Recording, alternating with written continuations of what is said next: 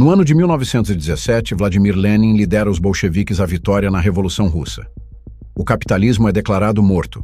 A propriedade privada é abolida. Os meios de produção são coletivizados. O Estado assume o controle total da economia. E a promessa é clara: igualdade, justiça, o fim da exploração. Mas há um problema que Lenin percebe imediatamente. A Rússia está destruída. A Primeira Guerra Mundial devastou a infraestrutura. As fazendas não produzem. As fábricas estão paradas. E o novo Estado soviético precisa de uma coisa urgentemente: capital, dinheiro, recursos. Mas de onde? Não há investidores privados. Não há mercado de capitais. Então Lenin faz algo surpreendente. Ele pede emprestado ao Ocidente capitalista, aos bancos de Nova York e Londres. Ele emite títulos. Ele negocia concessões. Ele permite que empresas estrangeiras explorem recursos soviéticos em troca de empréstimos. E assim, o primeiro Estado socialista do mundo nasce, endividado ao capital internacional. Não é ironia, é lógica. Porque Lenin entendeu algo fundamental. Não importa qual sistema você escolha, sem dinheiro externo, você não constrói nada. E dinheiro externo significa dívida. Sempre significou. Agora atravesse o Atlântico. Estamos em 1933. Franklin Delano Roosevelt assume a presidência dos Estados Unidos no auge da Grande Depressão. O capitalismo está em colapso. Bancos quebram. Desemprego atinge 25%. Fazendas são leiloadas. Pessoas passam fome em um país cheio de comida. Roosevelt precisa agir. E ele age criando o New Deal, um programa massivo de gastos públicos, construção de estradas, barragens, parques nacionais, assistência social, regulação bancária, controle de preços. Ele expande o papel do Estado na economia de forma sem precedentes na história americana. E de onde vem o dinheiro? Da dívida pública. Roosevelt emite títulos do Tesouro em escala industrial. A dívida federal dos Estados Unidos explode. E funciona. A economia se recupera lentamente. O desemprego cai. O país sai da depressão e entra na Segunda Guerra Mundial como potência industrial. Mas algo mudou. O capitalismo americano, que sempre pregou livre mercado e responsabilidade fiscal, havia abraçado o gasto estatal massivo financiado por dívida. Exatamente como Lenin. Mesma ferramenta, mesma lógica. Apenas com diferente retórica. E aqui está o segredo que ninguém te conta. Capitalismo e socialismo não são sistemas econômicos opostos. São variações do mesmo modelo. Economia política moderna baseada em crédito e dívida soberana. A diferença não está na estrutura. Está apenas em quem controla a alavanca. No socialismo, o Estado controla diretamente os meios de produção e emite dívida para financiar seus planos. No capitalismo, empresas privadas controlam os meios de produção, mas o Estado emite dívida para estimular demanda, regular crises e garantir estabilidade. Em ambos os casos, o resultado é o mesmo: expansão perpétua da dívida pública. E por quê? Porque ambos os sistemas compartilham a mesma dependência estrutural. Eles precisam de crescimento. Crescimento exige investimento. Investimento exige capital. E quando o capital interno não é suficiente, você toma emprestado. Do futuro. De credores estrangeiros. Do próprio sistema bancário que você controla. E assim, a dívida deixa de ser exceção. Ela se torna fundação. Capitalismo, X. Socialismo. Como duas armas opostas. Criaram o mesmo sistema de dívida. Vamos destrinchar a mecânica.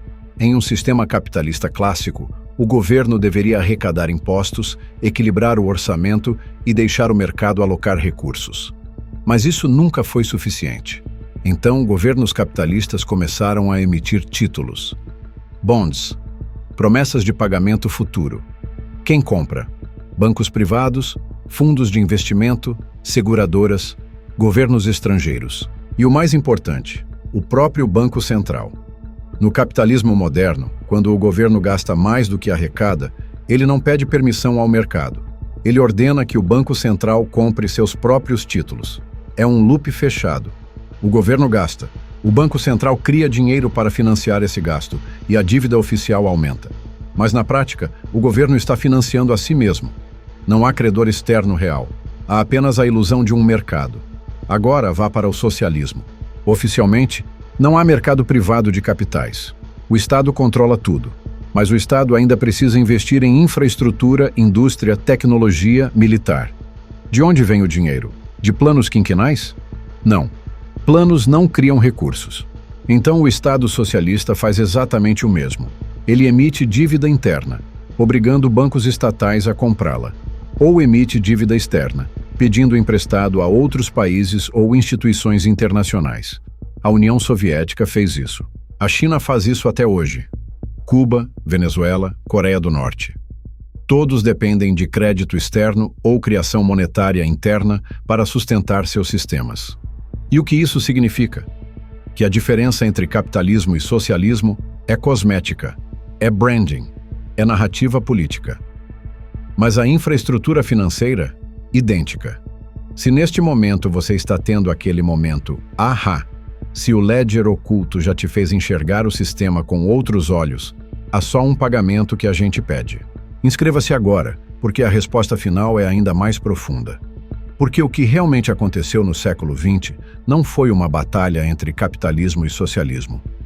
Foi a convergência de ambos em direção ao Estado financeirizado. Um Estado que não importa se chama a si mesmo de livre mercado ou de economia planificada, opera sob a mesma lógica. Crescimento infinito financiado por dívida crescente. Olhe para os números. Durante a Guerra Fria, a dívida pública dos Estados Unidos cresceu de 66% do PIB em 1946 para 124% em 1946. Depois caiu e estabilizou, mas a partir dos anos 1980 disparou novamente. Hoje está em 130%. E a União Soviética? Oficialmente não publicava números de dívida, mas sabemos que na década de 1980 a URSS devia bilhões ao Ocidente, devia ao FMI, devia a bancos privados. E quando o sistema colapsou em 1991, parte do colapso foi puramente financeiro. Não foi apenas ideologia, foi insolvência. E o que a Rússia pós-soviética fez? Abraçou o capitalismo, e a primeira coisa que fez? Contrair mais dívida. Com o Banco Mundial, com o FMI, com credores privados. Mesma droga, nova embalagem. Agora olhe para a China. Oficialmente, um Estado socialista.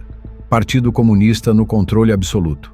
Mas na prática, a China é o maior experimento de capitalismo de Estado do planeta. Ela abriu mercados, atraiu investimento estrangeiro, criou zonas econômicas especiais e explodiu em crescimento. Como? Dívida. A dívida corporativa chinesa é uma das maiores do mundo. A dívida dos governos locais chineses é uma bomba-relógio de trilhões de dólares. E o governo central emite títulos, controla o yuan, manipula taxas de juros, exatamente como o Federal Reserve, exatamente como o Banco Central Europeu. A única diferença é que na China, o Estado não esconde que controla. No Ocidente, finge-se que há independência. Mas o resultado? Idêntico.